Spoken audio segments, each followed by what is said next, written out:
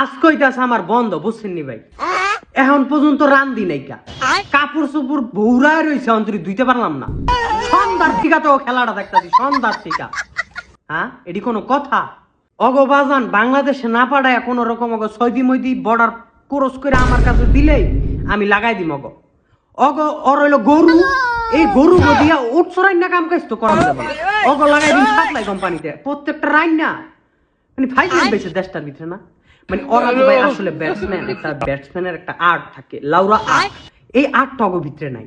ওরা যে আউট হয় এটা যে কেউ দেখলে বুঝে যে ওরা যে নসু, এটা যে কেউ দেখলে বুঝবো। মানে মানে এটা কোনো কথা ভাই? আজকে আমি কইছি পাকু গো পুরা লয়ালুম, হ্যাঁ পুরা চিন্তা ভাবনা লয়া লইছিলাম, একেবারে পুরা কুট্টালাম আজকা। হেই কালকার থেকে পোস্ট করতেছি, কিন্তু এটা কি করলি তোরা?